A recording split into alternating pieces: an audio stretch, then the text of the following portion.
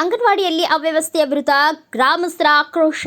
ಅಂಗನವಾಡಿ ಕೇಂದ್ರದಲ್ಲಿ ಅವ್ಯವಹಾರ ಹಾಗೂ ಅವ್ಯವಸ್ಥೆಯನ್ನ ಸರಿಪಡಿಸುವಂತೆ ಇಡೀ ಗ್ರಾಮಸ್ಥರು ಆಕ್ರೋಶ ವ್ಯಕ್ತಪಡಿಸಿದ ಘಟನೆ ಗುರುವಾರದಂದು ತಾಲೂಕಿನ ಗುಂಡಿಗನೂರು ನವಗ್ರಾಮದಲ್ಲಿ ಜರುಗಿದೆ.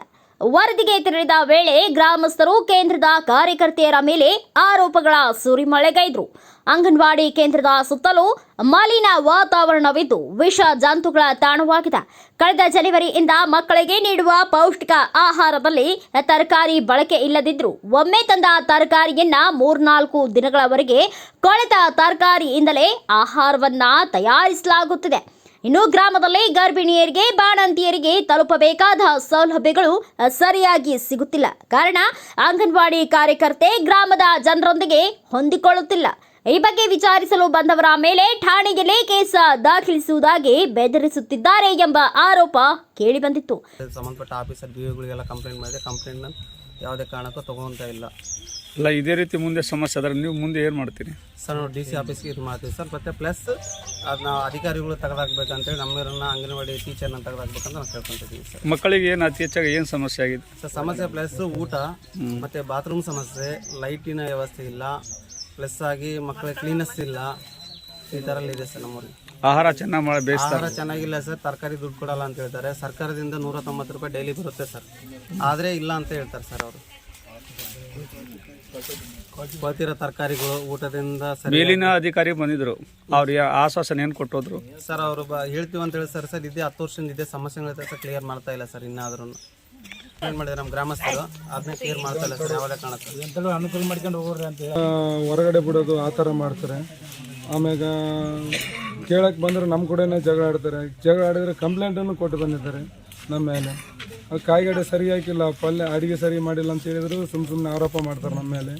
ಕೇಳೋದಕ್ಕೆ ರೆಸ್ಪಾನ್ಸ್ ಇಲ್ಲ, ಏನಿಲ್ಲ. ದೌರ್ಜನ್ಯ ಮಾಡಿರಿ ಅಂತ ಕೇಳ್ತಾರೆ ಸರ್. ಇಲ್ಲಿ ಬಂದು ಕೇಳಿದ್ರೆ ಫುಡ್ ಇನ್ಸ್ಪೆಕ್ಟರ್ ಬಂದರೆ ಅವರನ್ನು ಸುಮ್ಮನೆ ಹೇಳಿ ಯಾವುದೋ ಒಂದು ಹೇಳಿ ಹೋಗ್ಬಿಟ್ರು ಸರ್. ಅವರಷ್ಟೇ ಮಕ್ಕಳ ಆರೋಗ್ಯವಾಗಿ ನೋಡ್ಕೊಂಬಲ್ಲ ಇಲ್ಲಿ ಸರಿ. ಮಕ್ಕಳಂತೂ ಸರಿ ನೋಡ್ಕೊಳೋದೇ ಇಲ್ಲ ಸರ್. ನಮಸ್ತೆ ಸರ್, ನನ್ನ ಹೆಸರು ರೇಣುಕಾ ಅಂತೇಳಿ ಗುಂಡಿನೂರು ಗ್ರಾಮದಿಂದ ಮಾತಾಡ್ತಾ ಇದ್ದೀವಿ ರೀ. ನಮ್ಮೂರಲ್ಲಿ ಅಂಗನವಾಡಿಯಲ್ಲಿ ಅಡುಗೆ ವ್ಯವಸ್ಥೆ ಸರಿಗಿಲ್ಲ ರೀ. ಮಕ್ಕಳೆಲ್ಲ ಹೊಟ್ಟೆ ನೋವು, ಬೇದಿ ಇಂಥವೆಲ್ಲ ಆಗ್ತಾ ಇದೆ ರೀ. ನಾವು ಸ್ಕೂಲ್ ಹತ್ರ ಸ್ವಚ್ಛ ಇಲ್ಲ ರೀ. ಮತ್ತು ಗರ್ಭಿಣಿಯರಿಗೆ ಅವ್ರಿಗೆ ಆಹಾರ ಹೋಗ್ತಾ ಇಲ್ಲ. ತತ್ತಿ ಸರಿಯಾಗಿ ಕೊಡ್ತಾ ಇಲ್ಲ, ಕೊಳತು ತತ್ತಿ ಕೊಡ್ತಾ ಇದ್ದಾರೆ. ತರಕಾರಿ ಕೊಳತು ತರಕಾರಿ ಹಾಕಿ ಅಡುಗೆ ಮಾಡ್ತಾ ಇದ್ದಾರೆ. ಫುಡ್ಡು ಸರಿಗೆ ಹುಡುಗರಿಗೆ ಪೌಷ್ಟಿಕತೆ ಆಹಾರ ಕೊಡ್ತಾ ಇಲ್ಲ ಸರ್. ಹಿಂಗಾದರೆ ಊರೊಳಗೆ ನಾವು ಮಕ್ಕಳ ಶಾಲೆಗೆ ಕಳ್ಸೋದು ಹೆಂಗೆ ಸರ್? ನಾವೆಲ್ಲ ಬಿಟ್ಟು ಅಡವಿಗೆ ಹೋಗ್ತೇವೆ ರೀ ಸರ್. ಮಕ್ಕಳನ್ನ ಬಿಟ್ಟು ಟೈಮ್ ಸರಿಗೆ ಶಾಲೆಗೆ ಕರ್ಕೊಂಬಂದುಬಿಡ್ತೀವಿ ರೀ. ಅವರು ಟೈಮ್ ಸರಿ ಬಿಡೋದಿರಿ ಸರ್. ಒಂದೊಂದು ಟೈಮು ಹೊರಗಡೆ ಹೋದ್ರೂ ಕರ್ಕೊಂಬಂದ್ರೂ ಆಪರಾಧನೆ ನಮ್ಮ ಮೇಲೆ ಹೇಳ್ತಾರೆ ಸರ್. ಹಿಂಗಾದರೆ ನಮ್ಮೂರು ನೀವು ಮೇಲಾಧಿಕಾರಿಗಳು ಬಂದ್ರೂ ಕ್ರಮದ ಕೈಗೊಳ್ಳಬೇಕಂತ ನಾವು ನಿಮ್ಮ ಹತ್ರ ಕೇಳ್ಕೊತೀವಿ. ಸಮಸ್ಯೆಗಳ ಇತ್ಯರ್ಥಕ್ಕೆಂದು ಬಂದ CDPO, ಅಂಗನವಾಡಿ ಮೇಲ್ವಿಚಾರಕಿ ಇನ್ನಿತರ ಸಿಬ್ಬಂದಿಗಳು ಗ್ರಾಮಸ್ಥರ ದೂರುಗಳಿಗೆ ಸ್ಪಂದಿಸದೆ ಮುಂದಿನ ದಿನಗಳಲ್ಲಿ ಸರಿಪಡಿಸುವುದಾಗಿ ಹಾರಿಕೆ ಉತ್ತರ ನೀಡಿ ತೆರಳಿದ್ದಾರೆ. ಗ್ರಾಮದಲ್ಲಿನ ಸಾರ್ವಜನಿಕರೊಂದಿಗೆ ಹೊಂದಿಕೊಳ್ಳದ ಇಂತಹ ಕಾರ್ಯಕರ್ತೆ ಗ್ರಾಮಕ್ಕೆ ನಿಷ್ಪ್ರಯೋಜಕವಾಗಿದೆ. ಇನ್ನು ಮುಂದಾದರೂ ಸಂಬಂಧಿಸಿದ ಮೇಲಾಧಿಕಾರಿಗಳು ಸೂಕ್ತ ಕ್ರಮ ಕೈಗೊಳ್ಳಬೇಕು ಎಂದು ಗ್ರಾಮದ ಮಹಿಳೆಯರಾದ ರೇಣುಕಮ್ಮ, ಕವಿತಮ್ಮ ಹಾಗೂ ಮುಖಂಡರಾದ ಶೇಖಣ್ಣ, ನಾಗರಾಜ್, ಮೈಲಾರಪ್ಪ, ಹನುಮೇಶ್, ಸದಾಶಿವ ಆಗ್ರಹಿಸಿದರು.